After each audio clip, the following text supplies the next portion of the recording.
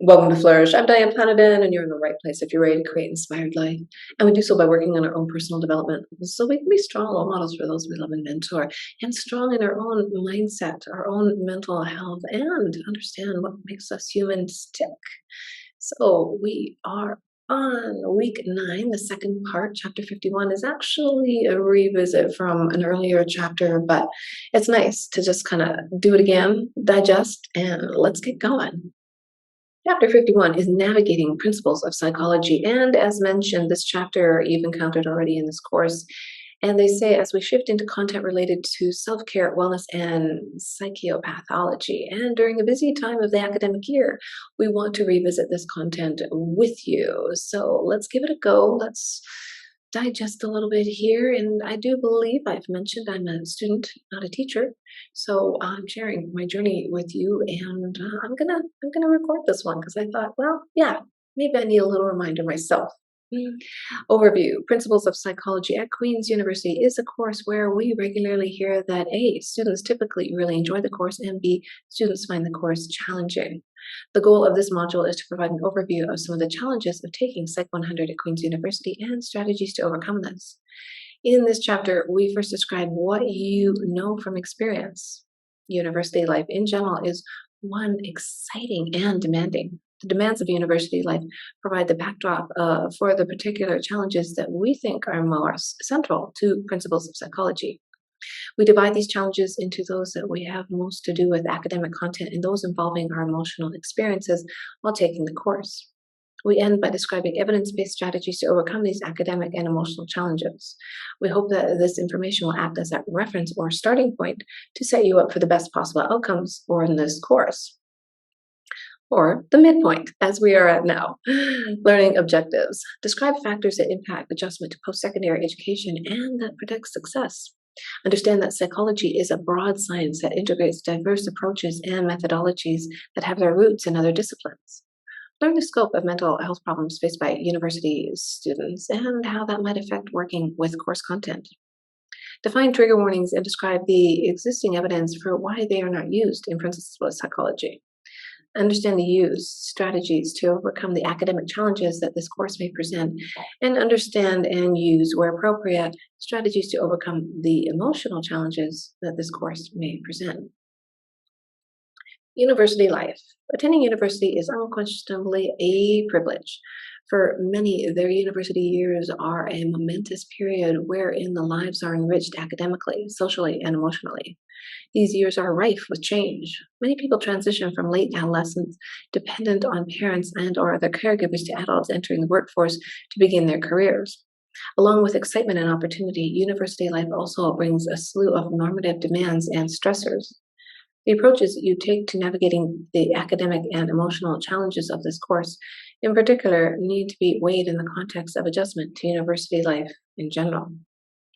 There is now a large research literature on academic adjustment, defined as one's ability to adequately cope with the demands of post-secondary education. The concept encompasses much more than doing well in courses. It also includes one's motivation to learn, satisfaction with university life, and a sense of goals and purpose. It also includes non-academic factors, particularly one's social and emotional adaptation to university. Not surprisingly, better academic adjustment predicts degree completion and academic achievement. That said, if you're in your first year, there are a number of challenges that you may be navigating that can impact your adjustment. These include, but are not limited to, loneliness, financial stress, class format, freedom, social opportunities, personal and emotional problems.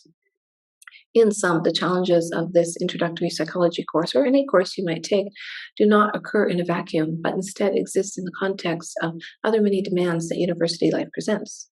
This point is important to remember. We are not suggesting that Psych-100 is the only challenge in your life, and we do not believe that the strategies we suggest for navigating the course are one-size-fits-all. We hope to shed a light on some of the more common barriers and provide useful starting point for building a set of individual skills and strategies. Challenges in principles of psychologies is not a bird course, an easy one. In fact, birdcourses.com rates the course a C for birdiness. Their scale is the academic letter grade, with F being the most difficult, least birdie course, based on input from students have taken the past decade. Overall, we agree with this assessment from our perspective. Principles of Psychology is one of the more rewarding and interesting courses offered at Queen's. However, part of what makes it that way is also why it presents both academic and emotional challenges for students. Academic challenges. Psychology is a science. Perhaps the most common source of academic difficulties in principles of psychology stem from the fundamental misunderstandings of what psychology is. Many find the degree to which topics like neuron anatomy, endocrinology, reproductive biology, genetics, statistics, and research methods, to name a few, are emphasized in principles of psychology surprising. There's a misconception that knowledge of these topics is only relevant to hard sciences like biology, chemistry, physics, mathematics, etc.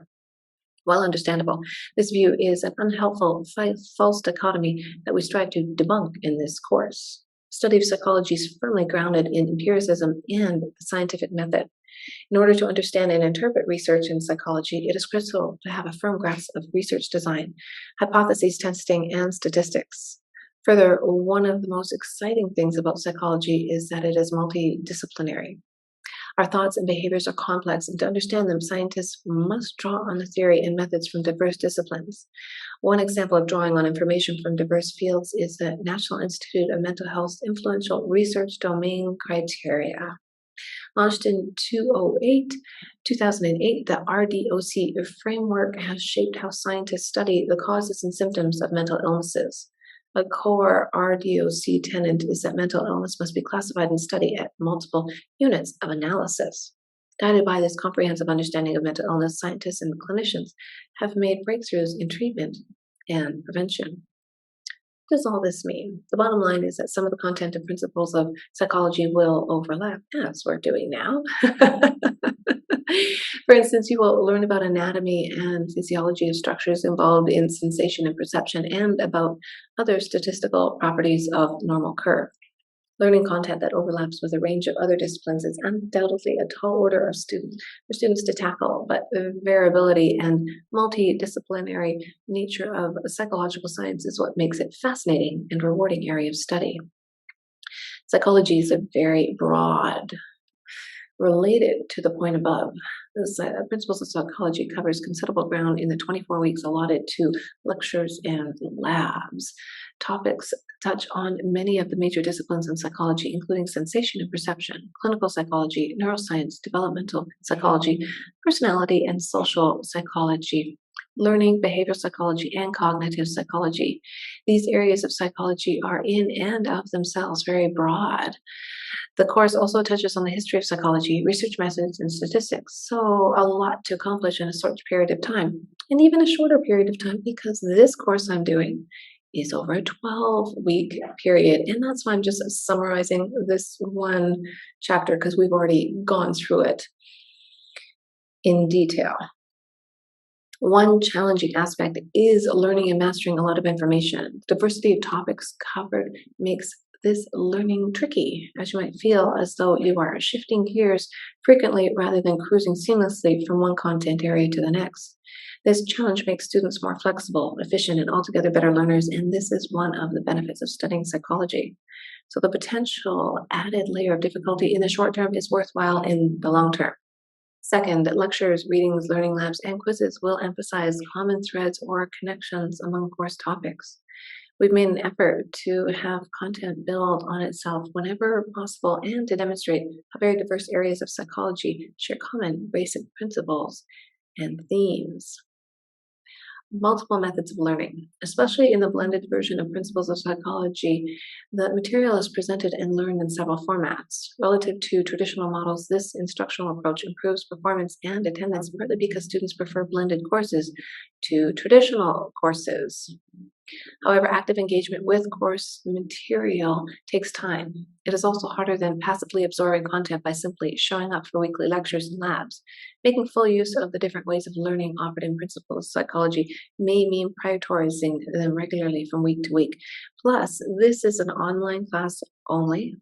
There is no live lectures. It's a very short form class, so it's even more challenging and you really need to focus. And if you're having trouble at this point, still focusing, I did a whole episode on how to learn online with a few tips. I'm not an expert at it, obviously, but Go take a look at that if you are still struggling on trying to learn how to learn online. I will give you a brief summary. They also talk about the emotional challenges, mental health of students, and they are not great statistics, but we've talked about it before. And the other thing they talk about is the mental illness aspects and overcoming these challenges, scheduling your time, staying focused. The full chapter I will link in the show notes because it's at this point I don't really want to repeat the whole chapter to you when you have probably already listened to it or watched it online, but they do talk about the different trigger warnings and what you may be thinking. And they have links of coping, getting help online, different ways of studying, deep breathing, relaxing, visualization, staying grounded, staying mentally grounded, physically grounded, staying physically active. And if you're at campus, that might be a little easier access for you. Healthy eating. I gave you some eating tips earlier in the episodes, and using your resources. They have telephone hotlines, and in an emergency, breathe to relax. Anyways, I will not go over every single detail at this point because you've already listened to this topic. I just didn't want to skip over chapter 51.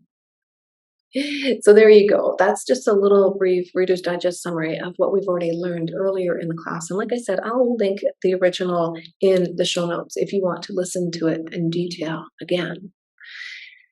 All of these tips really do help you to learn, to flourish, and to live a more inspired life.